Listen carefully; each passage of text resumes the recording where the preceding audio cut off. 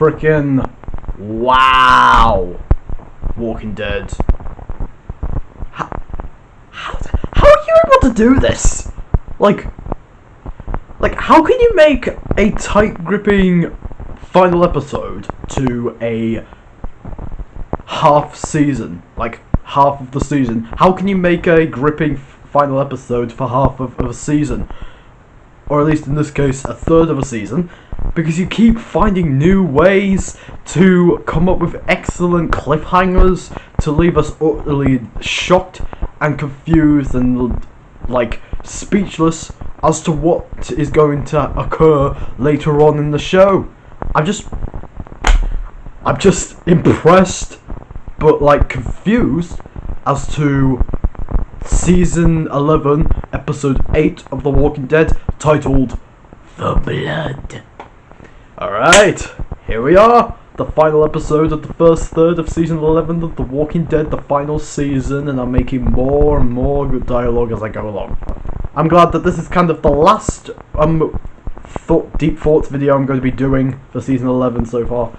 So, with that said, let's talk about this final episode of the first third of The Walking Dead Season 11, For Blood. So, basically, in this episode, the episode basically follows Negan and Maggie and Elijah and Gabriel as they keep their Whisperer disguises on, as they lead a herd of walkers over to the Reapers to basically annihilate the whole place and to get their food back. Leia, Daryl, and Pope are basically planning them, but little do they know is that Daryl is still in cahoots with Maggie, as he does multiple things throughout this episode trying to help them get through. So he's basically creating a diversion, and he can see through the binoculars to see Maggie and the group in Whisperer Walker disguises, and he knows that they're out to carry on with their mission. So Daryl's carrying on his missions by acting as a distraction or a diversion. So basically, Negan and Elijah are in a different place. They're near the lookout post as they're getting through the walkers and all that, while Maggie and Gabriel are trying to get inside the Reaper's place, because Maggie is just like telling Gabriel that he needs to like go into the building or the hut or something to a floor to look out through the window and to keep his shotgun through that window so that he can look out for Reapers shooting them and all that. And I will admit he's a good shot and all that. So Maggie leads Gabriel there, and she crashes a car into the wall, letting the walkers flood in. And so Pope comes up with the brilliant idea of wiping out this whole place with fireworks to basically he has this like big stash of fireworks ready to blow into the floor to take out not only Maggie and the group but also the walkers and all that. And Leia is like conflicted because Pope and Leia are kind of like going against each other. Leia saying we should look after our people, but Pope is saying God will protect them, and if not, it's a sacrifice that they are needing to make. In a way, Pope is kind of like the younger version of Gabriel or something. Gabriel used to be a man of faith, so Pope is kind of like being a man of faith, saying that God sees through his body like as a vessel or something, like part of God's soul is inside Pope and he can see everything, and he believes what he's doing is what God would want him to do. So he's just like saying, no, we're letting all the people die because that's what God needs us to do, and it's a sacrifice that I am willing to make. So Leia's just like, maybe this guy's not the right guy. And Daryl has finally had enough of keeping all the secrets, and so he tells Leia the truth about how he knows so much about Maggie's group. I am a part of Maggie's group. They're here for the food. Okay? Food that Pope stole from him. You can come with me. They're my family. I got lots of people around there. And Leia's just like conflicted, like, you lie. I was told not to trust you. What do you think Pope's gonna make up if he found out that you're with her? And she's just conflicted, like, oh, what should I do now that I know his secret? And basically Pope comes up, he asks, what are you guys talking about? And Leia's like, family. And Pope's like, don't you think there's anything more important than that? I see God through all that. Come on, let's execute this plan. Because after we do this, Dixon, I want you to bring the woman to me, the leader. That being Maggie. So Leia has finally had enough, and she actually kills Pope. She gets him in the neck. He's got on the floor, like crawling for help, comfort. But Leia just decapitates him. Well, not decapitates him, but kills him. Slices the knife in his head, and surprisingly, it's very quick. So yeah, I guess Pope is dead now.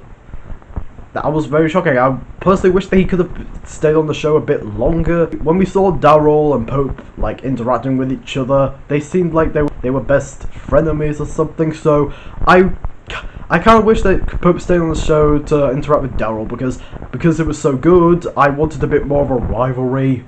I mean, we do get Sith, but it's not something like, say, Rick or Negan or even Daryl or Dwight or something.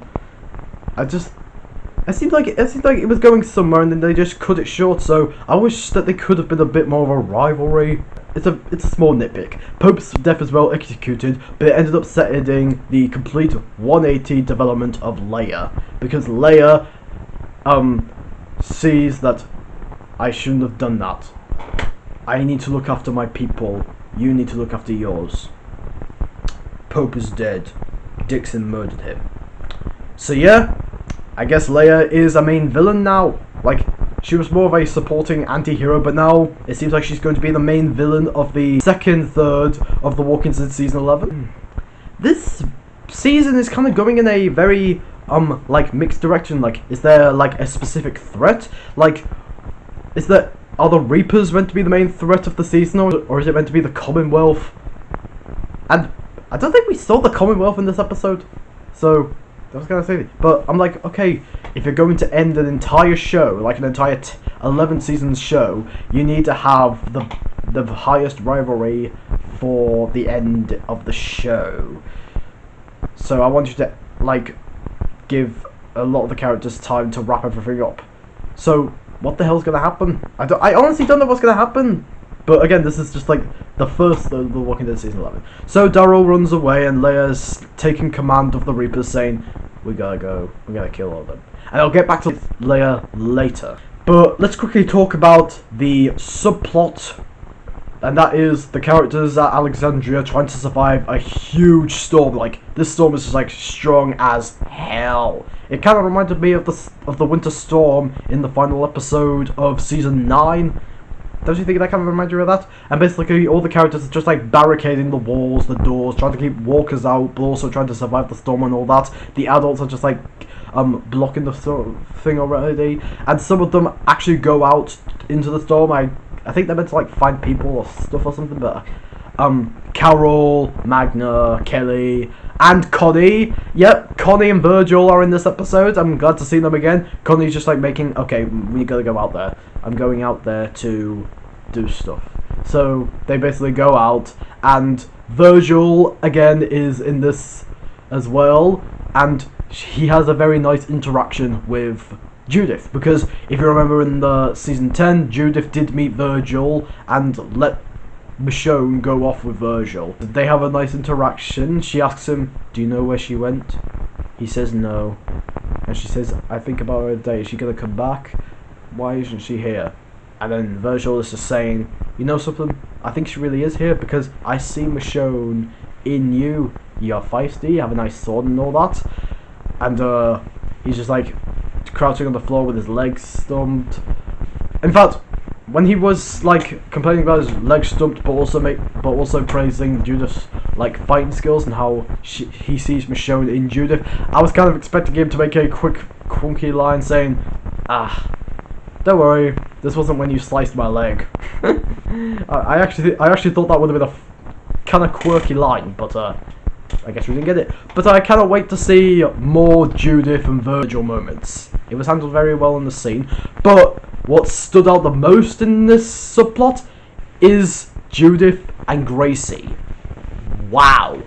this interaction was so well handled, because Gracie is just like, okay, I want to be like you and your mother and all the other characters. I want to have a nice weapon or something. I want to fight. And being as quick and annoyed, but also cute and funny at the same time, Judith pulls out a broom, kicks it, makes the broom fall off, makes the stick sharp. She can turn it into a weapon so that she can give it to Gracie.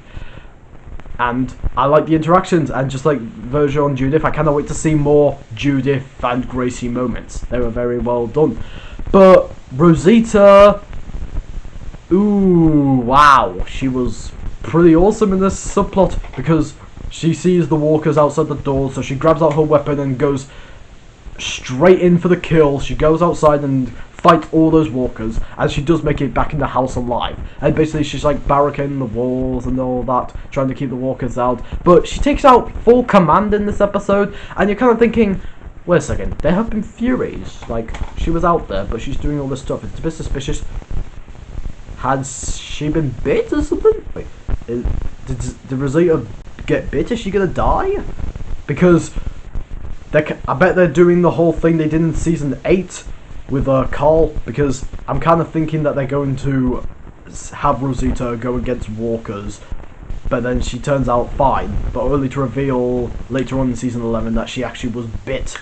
Kind of like how Carl saved Sadiq and he was attacked by a walker. He made it out alive, but by the end of season 8, episode 8, it was revealed that he was bit while trying to save Sadiq. So yeah, this season is reminding me quite a lot of past seasons. It has big throwbacks or something. So let's get back to the Reapers subplot. Basically, the episode ends with Negan and Maggie. They're standing in a group of walkers and all that, watching Leia from above as she has this stern look on her face like, I am so ticked off with you now. I am going to blow you to smithereens. I don't care. I'm doing it. And she lights the fireworks on fire, and they blow out onto the ground against Negan and Maggie and the walkers, and the episode ends on that. So we're thinking, oh my god, I hope Negan and Maggie are alright. What's going to happen? Are they going to make it out alive? And Leia. Wow. I was kind of thinking that I was going to trust you, like you're going to be able to join the bad side, but after what you were doing right now, good Leia, you go on the side. I'm gonna go kill this bad Leia, because after what she did, I'm feeling like, okay, now it seems like she's going to be a main villain now. So is she going to be like a main villain for the rest of season 11, or is she just going to be the main villain of the second third of season 11? Because after what she did, oh my god, you are a bad person. I am going to kill you. Maybe not today, maybe not tomorrow, but I'm gonna kill you.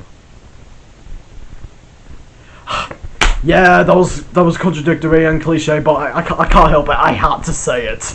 But I can't wait to see how Leia turns out in later on in season 11. Like, is like Daryl going to kill her or something? In fact, you know something? That was kind of confusing. Like, when Leia says, "I will do anything to protect my family," and Daryl leaves, why didn't Daryl just kill her now? I mean, obviously he's in shock because he thought he could trust Leia, but Leia goes against him. So it's kind of like a, I don't know, I don't think I'm gonna kill you, but why don't you just kill her now? But it doesn't really matter. But one thing I want to see later on in season 11 is I want to see Leia and Carol interact with each other, because they would have their own feelings on Daryl as a person, and they could have a rivalry. There are quite a few people that want to have a rivalry, and one of the main ones is Carol and Leia. I cannot wait to see if they end up having a clash with each other. So that was season 8. That was season 11, episode 8. So I cannot wait to see more of the show. This episode was awesome. It definitely set the mood for what's to come. It's an excellent cliffhanger and all that. I hope Negan and Maggie come out there alive. I don't know if Rosita is bit. I want to see more Judith interactions with Gracie. Is this my favourite episode? I don't know, because I absolutely loved episode 6 and episode 3 and 2. Okay, 3, 6 and 8. I'm gonna go with those 3 episodes as my favourites. So, what do you think of this episode? Do you love it? Do you think it's a great ending to this first part of season 11, the final season? Or do you feel like it was kind of eh? And what kind of interaction or rivalry would you like to see in a TV show? Let me know in the comment section below. Anyway, I'm Daniel reviewing movies, TV shows, and doing videos. I'm very excited to see how the show ends up next. Till then, peace out, man.